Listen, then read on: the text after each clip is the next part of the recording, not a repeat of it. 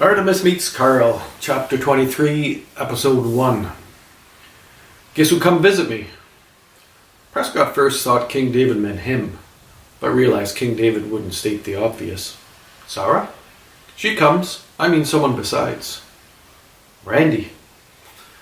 It was the only person he could come up with, but couldn't really imagine it. Him it was.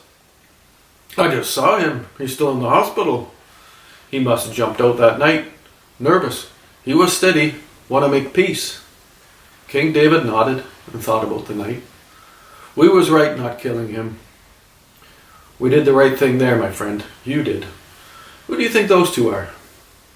King David looked towards where Prescott was looking, until he found a man and a woman that were obviously not looking at them so as not to look like they were looking their way. Bet you arm and leg they police. That was what I thought. Are they looking to not look at you, me, or both of us? Well, Mr. Prescott, nobody pays mind to me. People like me is pigeons in the park. Prescott ran through his caseload in his head, wondering if he was representing anyone out of the ordinary. There weren't any real scary criminals. A discreet cocaine dealer had some minor problems. He had nothing but athletes the last few days.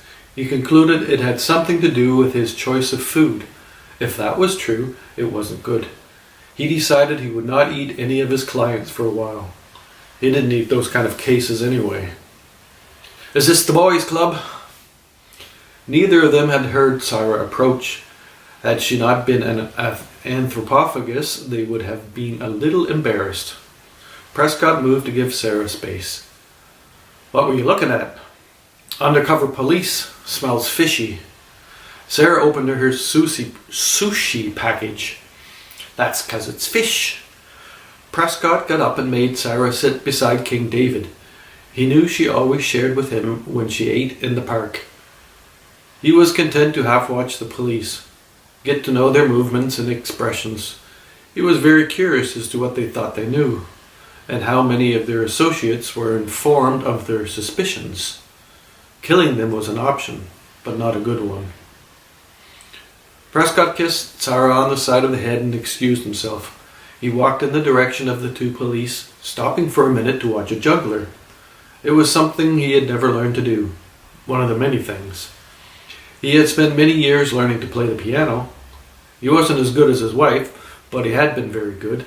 He couldn't remember the last time he had sat down and just played. He decided he would try it when he got home.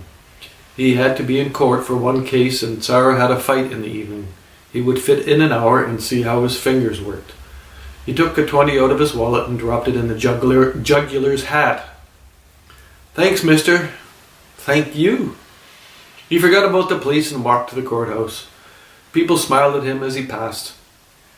He noticed his wife coming out of her office and ran up behind her, put his arms around her and whispered in her ear that he loved her, and ran off to his courtroom.